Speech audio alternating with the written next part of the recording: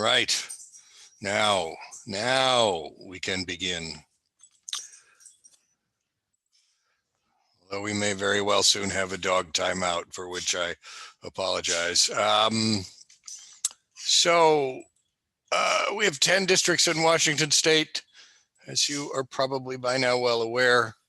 And as you can see, as with our legislative districts, the districts in Western Washington tend to be smaller than the districts in Eastern Washington, or just leaves those around the edges of the state. And that's because they have to all be equal within 1% of population. So that has an impact locally as well as nationally. And if we look at Congress as a whole, one of the things that's not clear is who will control the Senate after this election. And certainly both sides are doing their best to either maintain or gain control of the Senate. The challenge for the Republicans in part is that they have more seats to defend. And so this is data from earlier in the summer, so things have changed a little. I'm going to pause long enough to put this dog out because he's 15, and when he has to go out, he has to go out. I apologize. Hang on here. We'll just, sorry about that. So back to the U.S. Senate. The Republicans have more seats to defend and more seats that might be listed as competitive. Now, from what I understand, if they could hang on to the ones that they have and win 4 more seats, they would take control of the Senate. And that's not out of the realm of possibility, but it's certainly far from a certainty. If we look at, if we just look at the seats in play, Democrats are going to win Oregon, they're going to win Illinois, they're going to hang on to Virginia, New York, Rhode Island, New Jersey, Delaware, no change there. Likely to retain Minnesota and Michigan and New Mexico. Now, this is again earlier data, so we will see how things have shifted. There's a handful of seats that the Democrats feel optimistic about. Some of them I don't think they're quite being realistic about, but we will take a look at that. This is one of the interesting things, I think. I'm going to try to blow that up big enough for you to see it. Here we see that among independents in some of these key races, the Democrats are solidly ahead, and that bodes well for them, at least winning these races. It means they're to some extent capturing the voters in the middle. So in particular, Mark Kelly is something like 9 points ahead of Martha McSally, the Republican incumbent in Arizona. He's a former astronaut, campaigning vigorously. So that's one they might pick up. In Colorado, former Governor John Hickenlooper and former presidential candidate, she has a possibility of taking the seat from incumbent Republican Cory Gardner. Hickenlooper dropped out fairly early from the presidential race. He was well regarded as a governor, fairly popular in Colorado, but part of me just thinks America's not ready for a president named Hickenlooper, but that's just my opinion.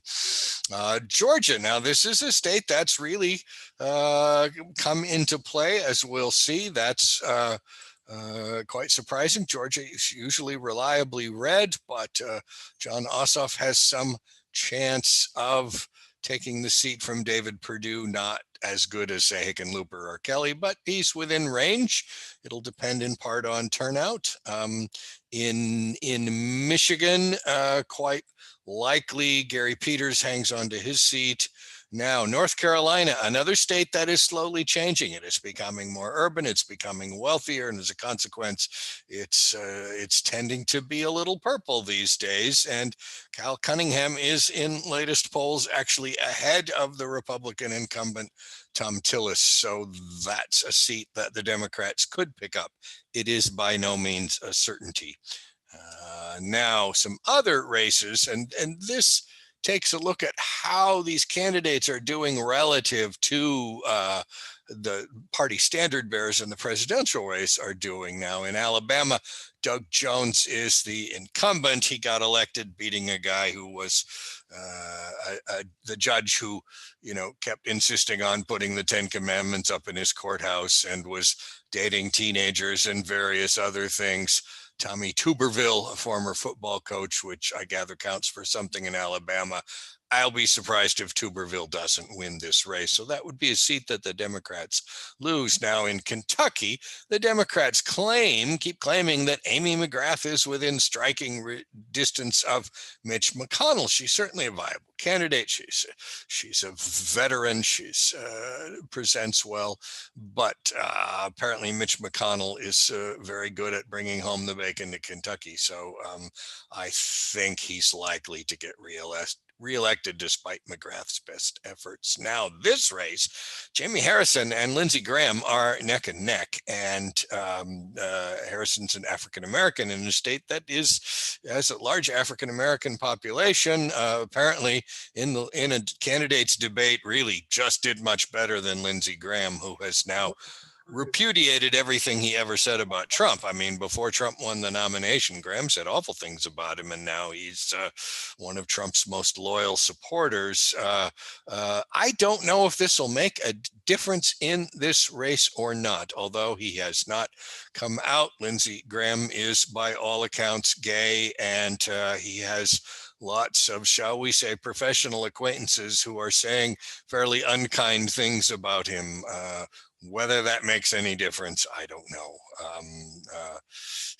Texas, John Cornyn is unlikely to be defeated by MJ Hagar, another worthy candidate, but not in Texas, not this year, I think. So control of the Senate is really up in the air.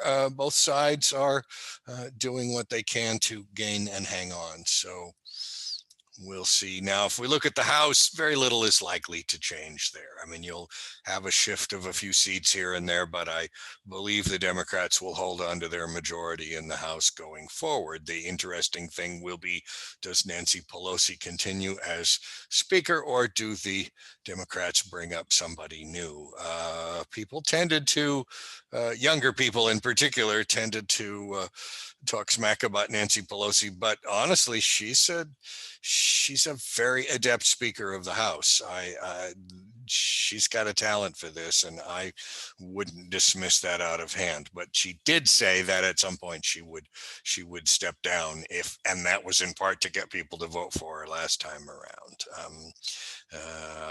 I tend to think new ideas are overrated relative to experience. So anyway, in our own state, so in the first district, which is up north, Suzanne DelBene, who's been in office since 2012, has raised something on the order of $1 million, and Jeffrey Beeler, a Salton City councilman, a Republican, has raised almost nothing, less than 50 grand. I had an interesting quote, something. Not Beeler, that's Craig Keller. We'll get to him. In any case, a standard Republican Trump supporter concerned about taxes and regulation. And, so for voters in that district, it's a pretty clear choice. In reading DelBene's communications, she talks as though, her campaign is on the edge and, oh my gosh, you got to send money. It's like, you are not going to lose this race, not this year.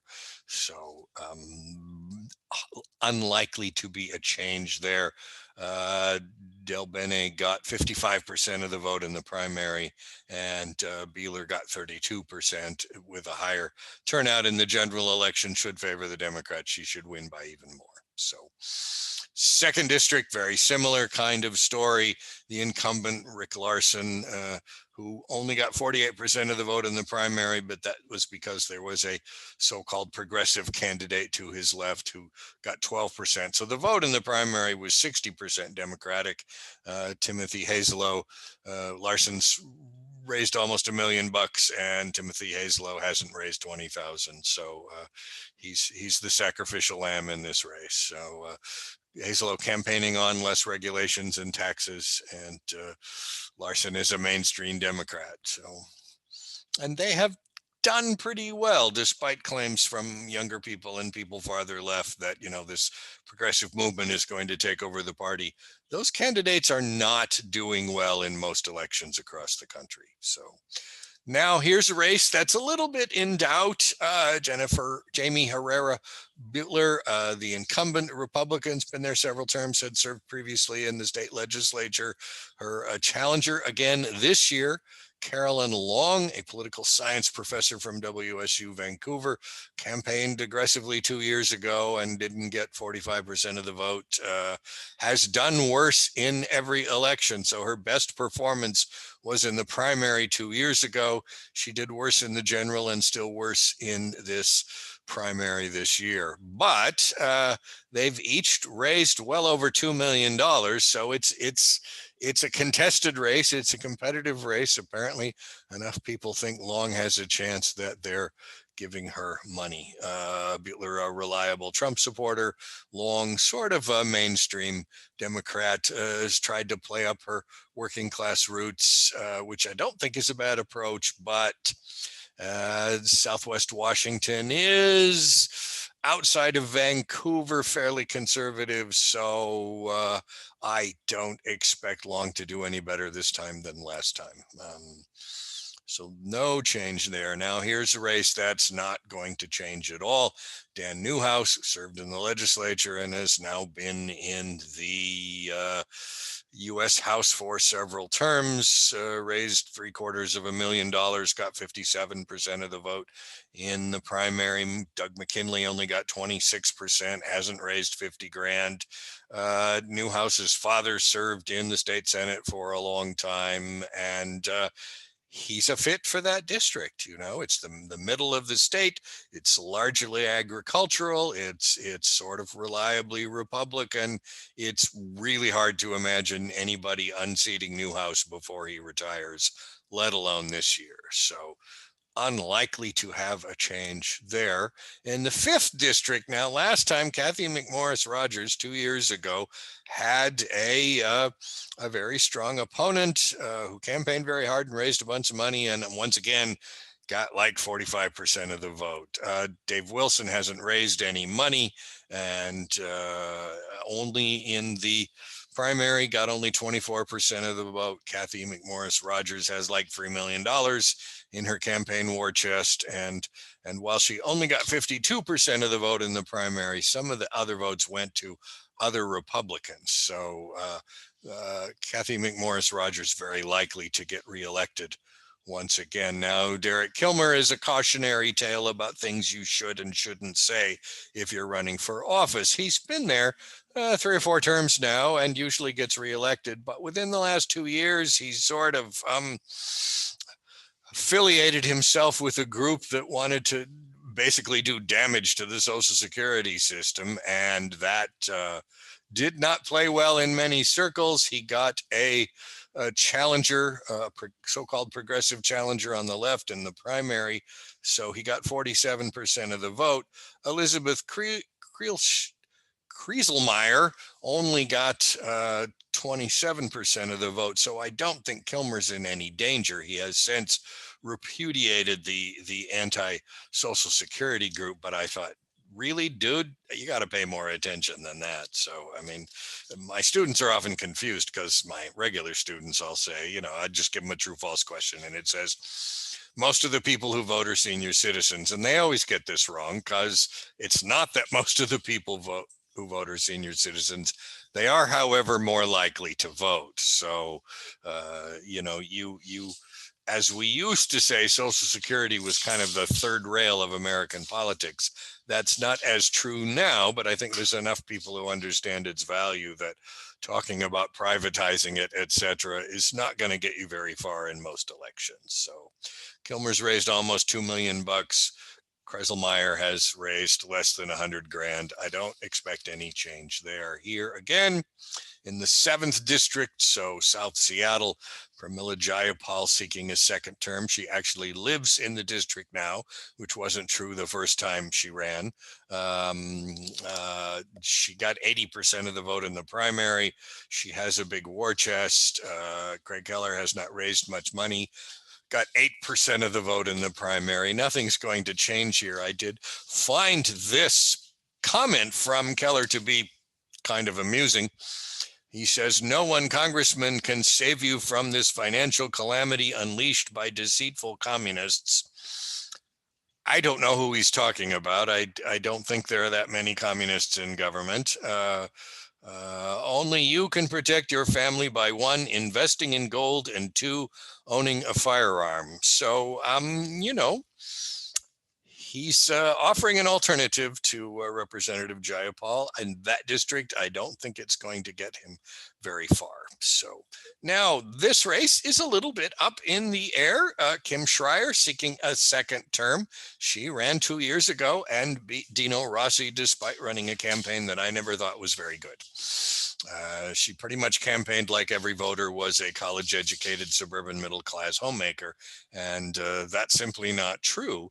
She does bring expertise as a physician, although I did get tired of hearing, wouldn't it be great to send a woman doctor to the House? Well, maybe, I don't know, but those simply aren't everybody's issues. But to her credit, she has managed to land a seat on the House Agriculture Committee. Now, why that matters is because the 8th district includes chunks of Kittitas County. So about half the district is rural agricultural, and the other half of the district is basically Issaquah. So I thought that was pretty smart on her part to get a seat on that, because that's something you can take to the home folks and say, look, I'm working on this for you. So Jensen, a relatively recent transplant to the district, has raised a lot less money than Schreier. She's raised $3.2 million. I think that's a seat the Democrats are trying to hang on to. Jensen has raised $192,000. It's enough to run a campaign, but maybe not enough to win. He got 20% of the vote in the primary. She got 43%. Democrats in the primary got 46, 3% for independents, and the rest to Republicans. Jensen said, he says some interesting things too, blaming the Democrats for socialist ideologies of the radical left, and complaining about runaway spending and onerous regulation. He's a veteran and he has some business experience, so he's not like he's an unpresentable candidate. Although honestly, when these people start spouting off about socialism and communism, I tend to think, I don't believe you know what those terms mean, but it sometimes plays well. It's almost like this campaign, some of these campaigns have drifted back to the 1950s. I'll be mildly surprised if Schreier doesn't get reelected. She seems to be learning something as she goes. Now, in our own race, here we go. Adam Smith. 2 years ago, this race was way more interesting because Adam Smith's opponent was a Democrat, Sarah Smith, who, to make things even more confusing, Adam Smith is also married to a different Sarah Smith. But in any case, she was a so-called progressive candidate. And as I noted at the time at the debate I moderated between them, everything she suggested, Adam said, oh yeah, I've worked on legislation to do that. So he won fairly handily. He should win by even more. Doug Baszler has run several times. He's pro-Trump and pro-life. So when you're voting, you have a pretty clear choice as to what these gentlemen represent. Adam's been there long enough that he has some clout. He's a committee chair. He's more of a workhorse than a show horse. So you don't see him sponsoring a lot of flashy legislation. You do, on the other hand, tend to see him get things done. So like Newhouse in Eastern Washington, he's probably in that seat until he decides to retire. So now this is the other potentially close race. Here we have two Democrats. So this is the state's newest congressional district. Denny Heck, candidate for lieutenant governor, was here for 5 terms, got tired of being in Congress, decided not to seek re-election.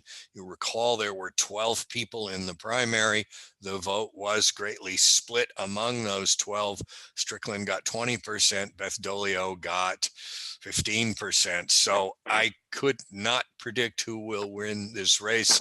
They've both raised sufficient funds to win, around $500,000 apiece. Strickland has a little bit more. She's a former mayor of Tacoma and most recently executive director of the Seattle Chamber of Commerce. So she's sort of the centrist Democrat candidate. Beth Dolio, several terms as a state legislator, so she's running slightly to the left, the more progressive candidate.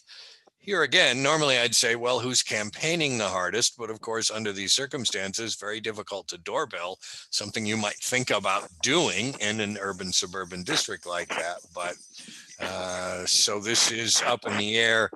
I think Strickland's getting some endorsements that Dolio isn't, but that doesn't necessarily mean anything. So there's that. Somebody needs to mute there if they could. I'm going to stop sharing so I can figure that out. There we go. Let's go back to that. So we'll get a new U.S. rep out of that race, and I can't tell you which one that will be. But now the main attraction here, if I can get this to work, the presidency. Very interesting race as always, and the polls say one thing. I don't want to predict what might happen. You have a pretty clear choice. Unlike every other race in Washington state, you will see, and then people I'm hearing are getting their ballots today already, more than two candidates. So unlike the rest of Washington state, this is not a top two race. There are, of course, Mr. Biden and Mr. Trump, but there's a Libertarian, a Green Party candidate, Socialism and Liberation Party, and the Socialist Workers, who are always with us like the rain. So I don't know that any of those will get enough votes to tip the race, which has, been kind of on the border at other times. Washington is quite likely to cast the majority of its votes for Biden, and he'll win our electoral votes. But nationwide, it's harder to predict, as always. So Donald Trump offers you a clear choice as to what he's about and what he wants to do. I think it's true. He could do almost anything and his supporters would not desert him. And I've read different things about why that might be. Clearly, some people just like him.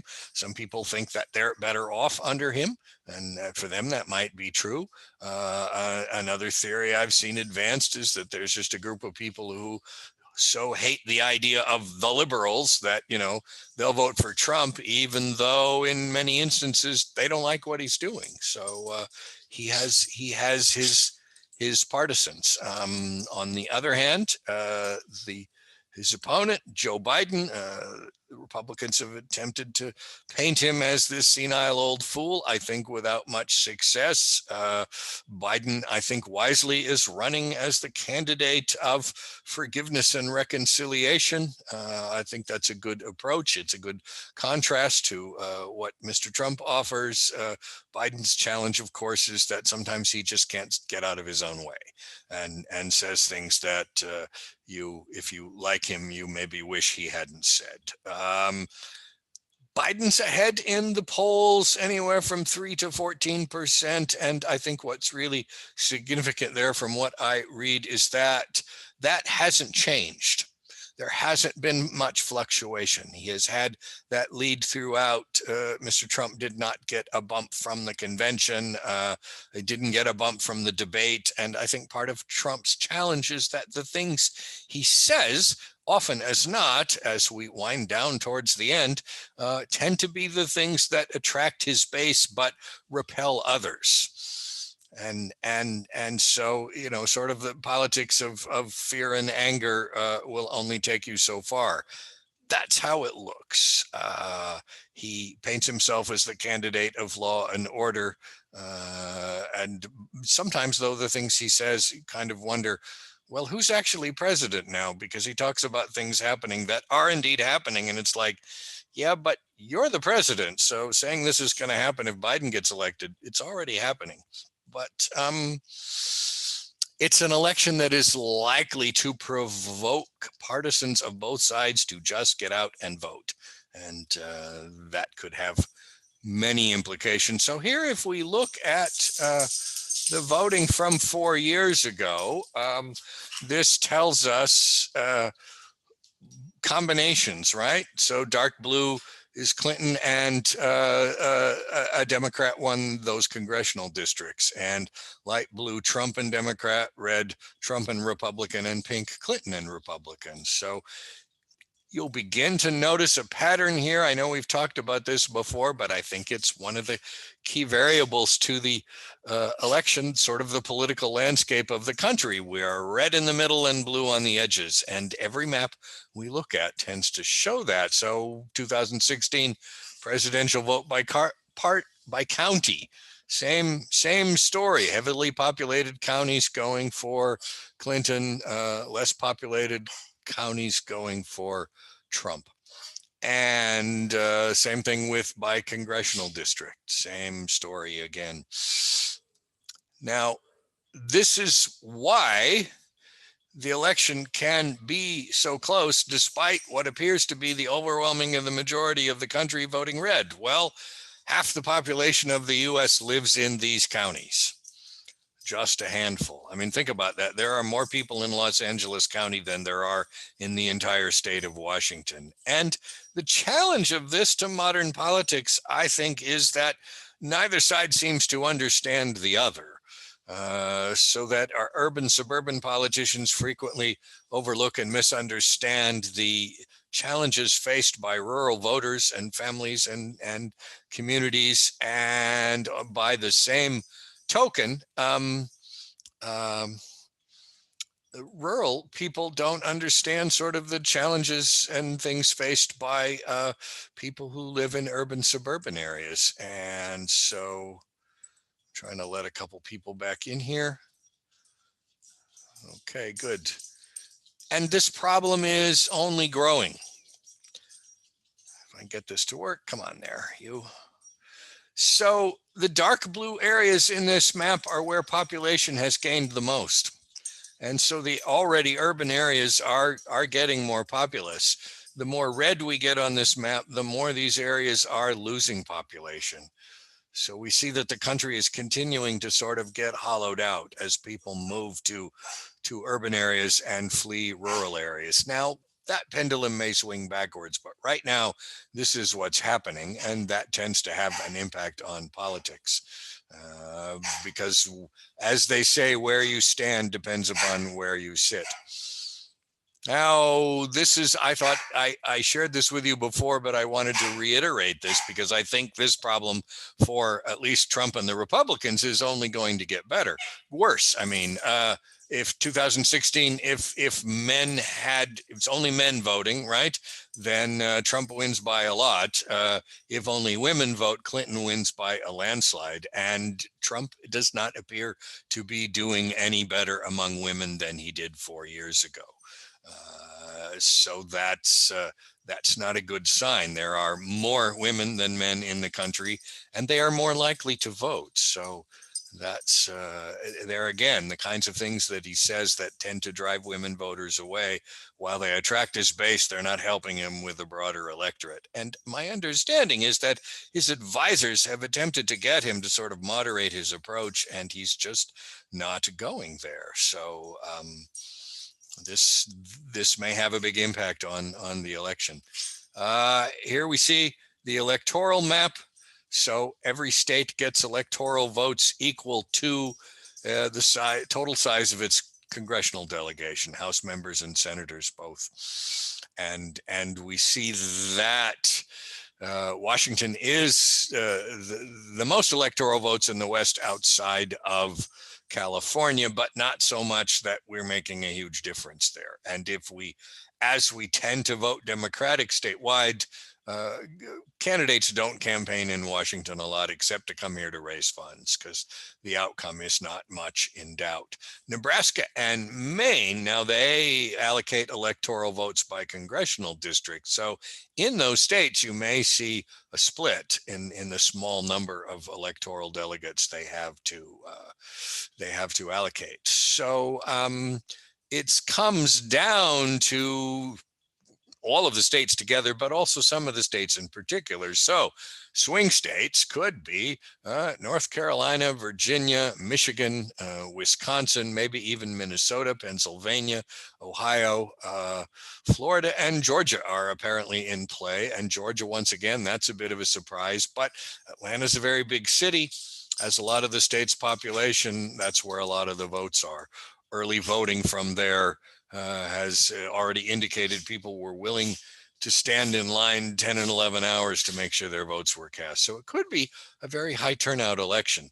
That tends to help Democrats, but I expect that some Republican voters will also be encouraged to come out because they see particular importance to this election. So now in 2012, here's how Obama won. He took the West, he took the Midwest, and he took the Northeast, and so got elected to a second term. Now note there, Arizona and Georgia in that election both went Republican, as did North Carolina. I'll be damned if I know what that map is for. Let's pretend we didn't see that. So earlier this summer, it kind of looked like this, right? A lot of states undecided. But we note already, Arizona at that point, it was unclear who would win that, and they've got some electoral votes. That's a state that matters. Georgia has a bunch. That's a state that matters. And Georgia and Texas have gone pink, which is to say they are not as staunchly Republican as perhaps they once were. So that may result in some change there. As we go on, we see that over the course of the summer, the advantage began to slowly shift toward the Republicans. So a few weeks later, we get a projection here that says the Democrats are getting closer. They're starting to pick up some votes that they had lost before. To remember, in 2016, if we shift 75,000 votes in 3 different states, Hillary Clinton is president today. So it was a very, very close election in the Electoral College. This is the point at which we just say, okay, if the election were today, how would this turn out? And the Democrats at this point appear to be solidly ahead. This was before the nomination. So that's a little bit sketchy because, depending on who the nominee is, maybe you choose to vote one way or the other. But at this point, it looks like the Democrats are likely to regain the presidency. As we move forward, here again, their advantage begins to grow. At this point, it looks like they'll get Arizona and Georgia and Ohio and the states that they lost last time, including North Carolina. Unlikely to win South Carolina. Texas is trending that way, but they're not there yet. But that's just sort of, what does it look like today? And that's not necessarily a good predictor of what happens. Here's a more likely outcome. And this is just from a couple days ago. And this shows Biden winning fairly handily, even with some states undecided. So at this point, they've moved Arizona into the strongly leaning Democrat category. And Georgia is back up to being up in the air along with North Carolina and Florida. That's still not enough for Mr. Trump to get reelected. So it's, but the signs are looking positive for Democrats and for Mr. Biden. So if we were to look at this with just polling data, and I couldn't get this map to download, I apologize. Biden's electoral vote total goes under 280. Remember, you need 270 to win. His vote total goes under 280, but he still wins. So the odds are against Mr. Trump. The 538 poll an aggregation of polls, they say Biden has a 75% chance of winning. It'll depend on turnout. It'll depend on whether anybody says something irredeemable in the next 3 weeks, and candidates are certainly capable of that on either side.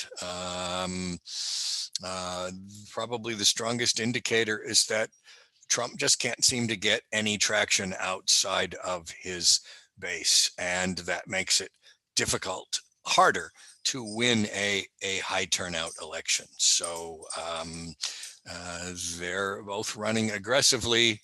At this point, people are asking about, well, what about the town halls, and why don't we have a debate? Most of those things are not going to affect the outcome at this point. I expect that most people have decided who they're voting for.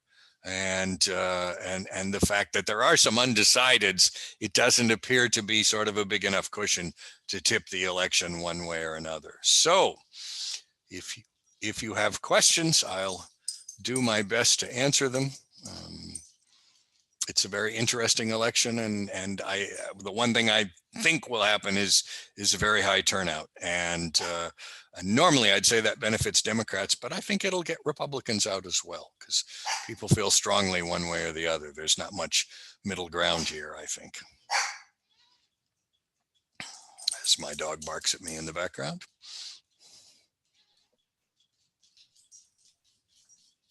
Some questions. Yes, Joe. Does Adam Smith, has he been a good supporter of Pelosi, or has he been part of her problem?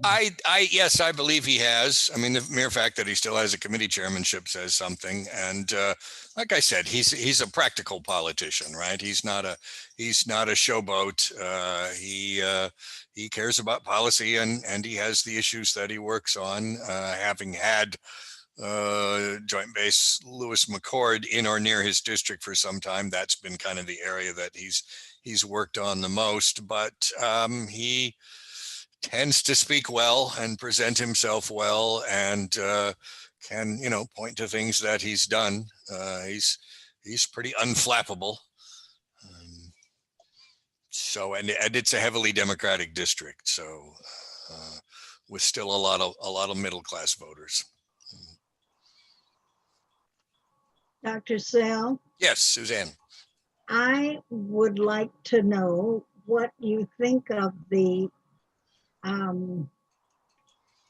ballot boxes, the collection boxes in California. Yeah, so apparently, and they've admitted to it, Republicans in California were putting up fake collection boxes, and they have been told not to, and they're not apparently backing down on that. So I don't really know what's happening with that. How many people that would fool, I don't know.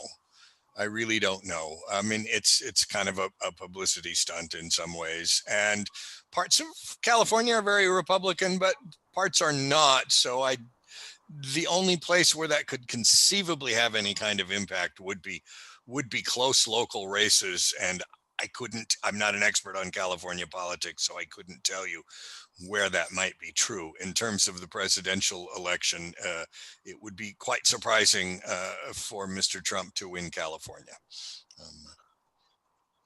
Yes. Would you see the intent of these boxes to be to destroy the ballots that are put into them? What they would do with the ballots, I don't know. It was somebody's bad idea that somebody didn't say no to. I mean, you never look good when you do stuff like that. I mean, that's just, it's unfortunate. They'd have been better spent their energy and money, trying to convince voters, hey, we've got something to sell here that the other side doesn't. We're offering a policy alternative. Now, people don't tend to care enough about policy, but that's because I think candidates and parties don't do a very good job of explaining, if we do this, this is what this will mean to you. Democrats in particular are really awful at explaining what it is that they believe and why. I think Republicans do a better job of that. Now, whether you agree with them or not, that's a different story. But I've seen way too many Democrat candidates who just don't say, here's what we want to do and why. And as I've observed, at least my tiny life, Republicans are pretty clear. This is what we want to do and how we think it'll help you. And so I tend to blame the other party for that shortcoming. They're not very good at making a coherent argument. Thank you. Yeah. Other questions? Yes. Do you think we have to be worried if Trump loses the election that he will stay in the White House or leave? Well, he said he'll stay, and he's attempted to delegitimize the outcome for some weeks now, and making claims of widespread voter fraud, et cetera, of which there is really, very little evidence. I mean, even the ballot boxes in California, there's not that many of them. And I found it comforting that even Mitch McConnell said, no, there will be an orderly transfer of power. So as much as Mr. Trump may want to hang on to the office, I think he's going to have to win the election to do that. And if the Democrats were to take control of the Senate and he somehow lost the election and managed to stay there, he would then probably be removed. So I hope we don't get to that. I think our system is way better than people think it is. And I would hate to see us do foolish things to try to fix temporary problems. So yes, John. Yeah, if the presence of a conservative court would be significant if the election decision went to the court, what do you think about that? Well, that's an excellent question and difficult to predict. Question. The question is, let's say the election's very close and it ends up in the court, which is one of the scenarios that Trump has painted.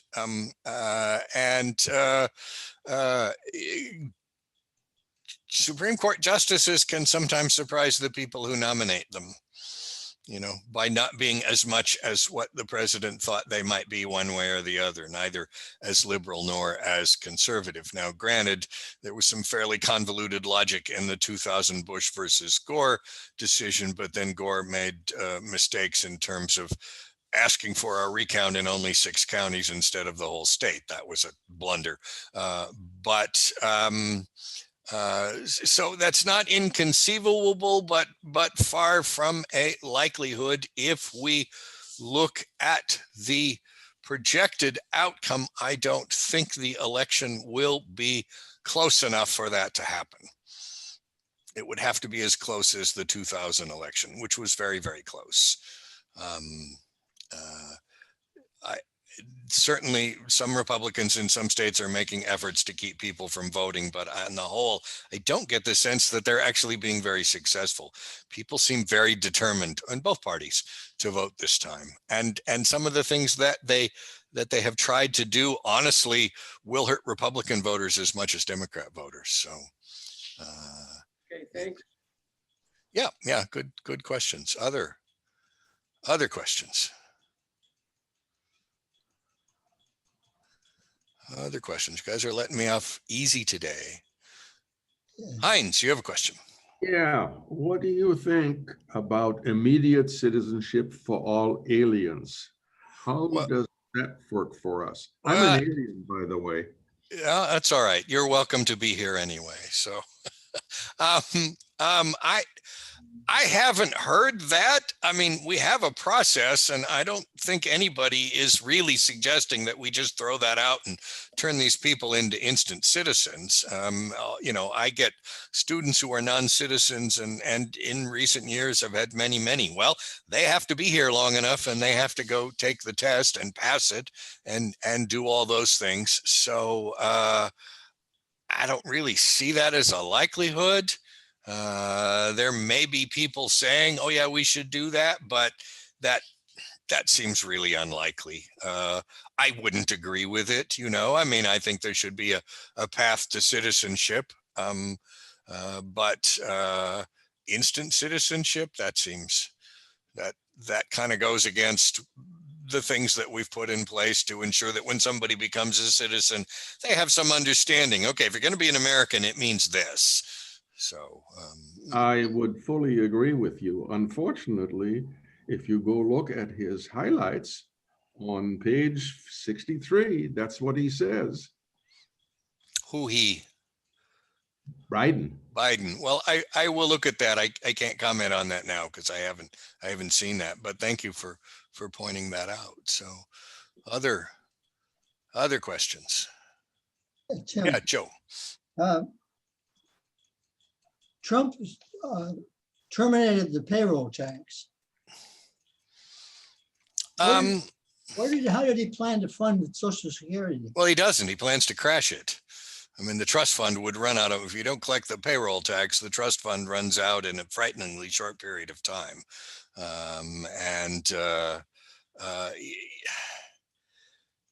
It's sometimes difficult to tell why the president does what he does.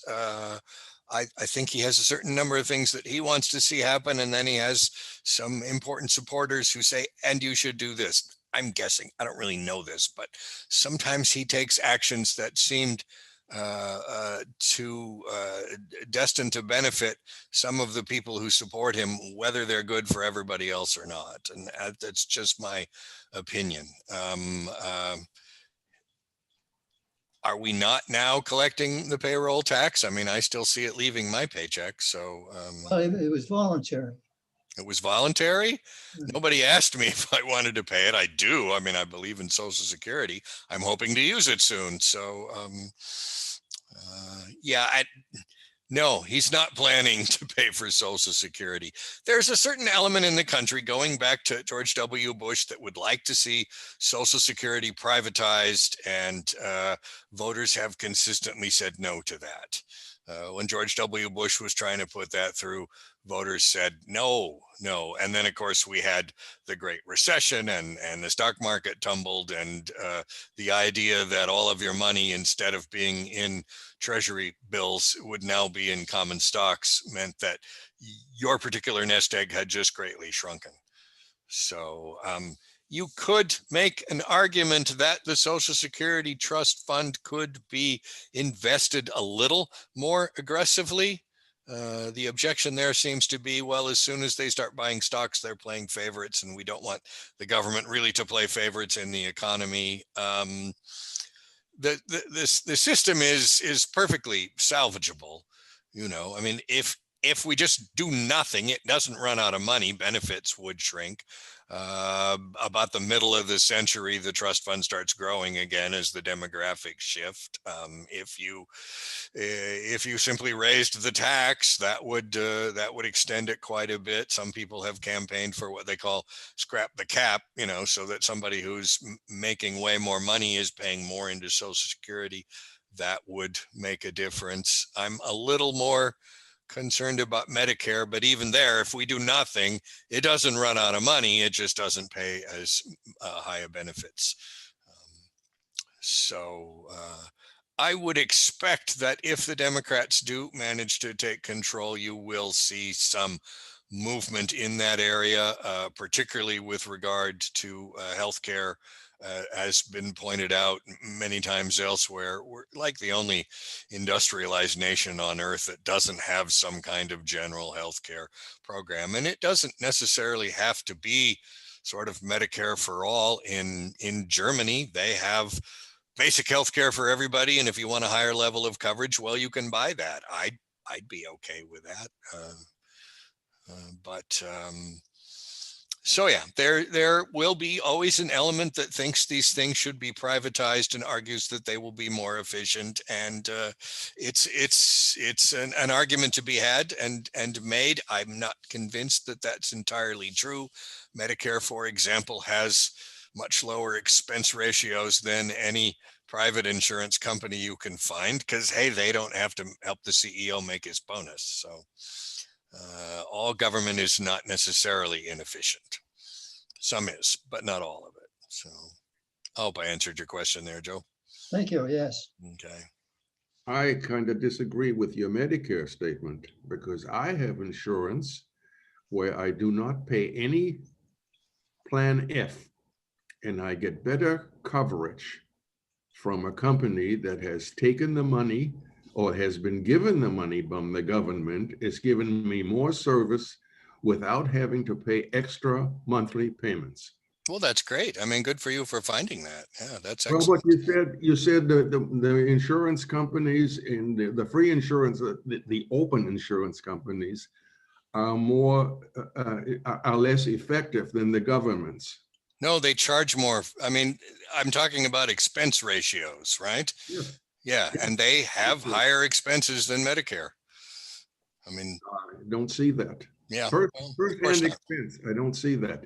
Yeah. Well, Look- if it's working for you, I think that's great. But you know, most private insurance, I'm afraid, as what I'm familiar with and what I've read, is not as efficient as the firm that you're talking about.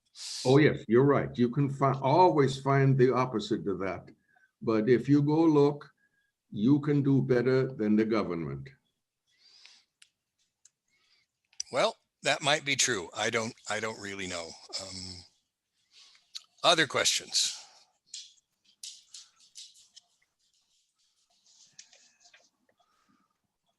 Other questions? All right.